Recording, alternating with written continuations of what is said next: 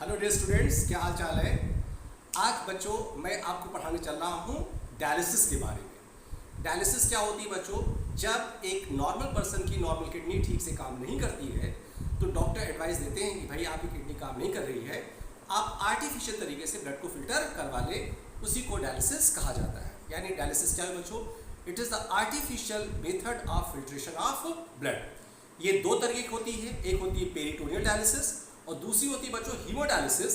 Haemodialysis का जिक्र तुम्हारी एनसीईआरटी में किया गया है बच्चों, और उसी को हम आज आपको बताएंगे। ये एनसीईआरटी में जो दिया गया है बच्चों, वहाँ बहुत थोड़ा सा दिया हुआ, लेकिन पूरा प्रोसेस आप समझ लोगे।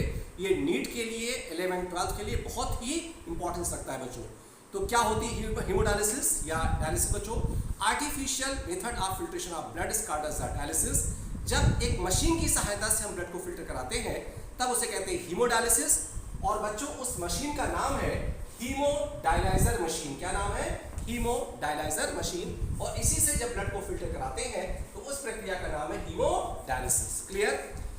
इस हीमोडायलाइजर मशीन में बच्चों जो सबसे इंपॉर्टेंट चीज होती है वो होती है सेलोफेन ट्यूब। इसका जिक्र बच्चों तुम्हारी एनसीईआरटी में किया गया है, cellophane tube. That is very important. ये एनसीईआरटी दिया हुआ है। और इसकी दीवारें कैसे होती है बच्चों? पोरस। ये जो सेलोफेन ट्यूब होती है ये वही काम करती है जो हमारी किडनी में नेफ्रॉन करता है। यानी जब पर्सन किडनी काम नहीं कर रही है तो हम हीमोडायलिसिस कराते हैं हीमोडायलाइजर मशीन से। और उसमें सबसे इंपॉर्टेंट चीज क्या है बच्चों? सेलोफेन ट्यूब, जिसकी दीवारें पोरस होती हैं, जिससे ब्लड फिल्टर हो सके, और ये बिल्कुल नेफ्रॉन जैसा काम करती है। अब कैसे बच्चों ब्लड फिल्टर कराते हैं? ये पेशेंट जो बीमार है उसका ब्लड बच्चों उसकी कन्वीनियंट आर्टरी, कन्वीनियंट आर्टरी का मतलब यहाँ पर यह है कि पेशेंट को जिस कंडीशन में आराम मिले वहां से उसके ब्लड को ले लिया जाता है। ब्लड को लेने के बाद जब ब्लड बाहर आएगा और मशीन में जाएगा तो ब्लड क्लॉट कर सकता है, इसलिए उसमें एक्स्ट्रा अमाउंट में हेपारिन लाते हैं जिससे ब्लड क्लॉट ना करे। और इस ब्लड को बच्चों मशीन में जाने से पहले यह सारा काम मशीन करती है ऑटोमेटिकली। इस ब्लड को ठंडा किया जाता है, कूल किया जाता है। किस टेम्परेचर पर? 0 डिग्री सेल्सियस पर। इसके बाद ये ब्लड जब पहुंचता है सेलोफेन ट्यूब से, तो सेलोफेन ट्यूब एक फ्लूइड से सराउंडेड होता है बच्चों, जो कि मशीन में ऑलरेडी भरा होता है। इस फ्लूइड को कहते हैं डायलाइजिंग फ्लूइड। तुम्हारी एनसीईआरटी में दिया गया है, इसे डायसाइलेट भी कहा जाता है। और एक ऐसा फ्लूइड होता है बच्चों हाइपोटोनिक फ्लूइड। ये जो सेलोफेन ट्यूब होती है जो सराउंडेड होती है बच्चों डायलाइजिंग फ्लूइड से या डायलाइसेट से, ये हाइपोटोनिक होता है।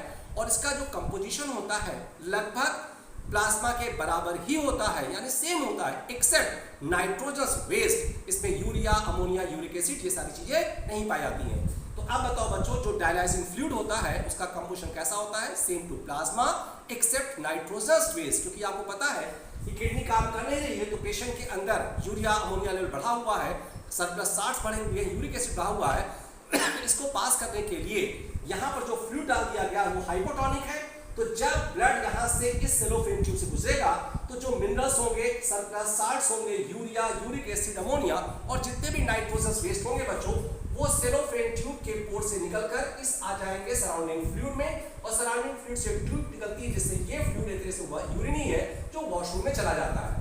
अब जब सेलोफेन ट्यूब से सारे सरप्लस चीजें, urea, ammonia, uric acid, surplus 60, hydrogen सब निकल गए तो ब्लड फिल्टर हो गया। और जब ब्लड फिल्टर हो गया तो अब वापस इस ब्लड को पेशेंट की बॉडी में लाया जाएगा, लेकिन अब कन्वीनियंट वेन से लाया जाएगा, क्योंकि ब्लड निकाला गया आर्टरी से और वापस जाएगा इससे वेन से। वेन से जब भेजा जाएगा तो उसके पहले दो काम किए जाएंगे। पहला, इसमें एंटी हिपैरिन मिलाया जाएगा। क्या मिलाया जाएगा बच्चों? Anti heparin. और इस ब्लड को उस बॉडी टेम्परेचर तक गर्म किया जाएगा जिससे जितना पेशेंट की बॉडी का टेम्परेचर होता है। उसके बाद इस ब्लड को वेन के थ्रू पेशेंट की बॉडी में भेज दिया जाएगा। तो आप देखो बच्चों, कन्वीनियंट आर्टरी से आया, सेलोफेन ट्यूब से ब्लड फिल्टर हुआ, फिल्टर होने के बाद वेन से वापस गया। लेकिन यहाँ पर तुम्हें ध्यान रखना है कि जब कन्वीनियंट आर्टरी से ब्लड बाहर आता है तो पहले उसमें हेपारिन लाते हैं, एंटीकोएगुलेंट, उसको 0 डिग्री सेल्सियस ठंडा करते हैं जिससे बैक्टीरियल इन्फेक्शन ना हो। फिर सेलोफेन ट्यूब से पास होता है जिससे सारे के सारे मेटाबॉलिक वेस्ट निकल जाते हैं। जब ब्लड फिल्टर हो जाता है तो उसे कन्वीनियंट वेन से वापस भेजा जाता है पेशेंट की बॉडी में, लेकिन उसके पहले एंटी हिपैरिन और उस ब्लड को उस टेम्परेचर तक गर्म किया जाता है जितना ह्यूमन बॉडी का टेम्परेचर होता है। इस तरीके से ब्लड को फिल्टर कर दिया जाता है। ये पेशेंट की कंडीशन के हिसाब से बच्चों महीने में 1 बार, 2 बार, 4 बार हो सकता है। ये सब डॉक्टर डिसाइड करते हैं और इसी प्रक्रिया को बच्चों हीमोडायलिसिस कहा जाता है। हमारे ख्याल से आपको समझ में आ गया होगा बच्चों। ऐसे ही कुछ अच्छी चीजें आपको हम फिर बताएंगे जो नीट के लिए 11-12 के बहुत इंपॉर्टेंस रखती है बच्चों। Thank you very very much.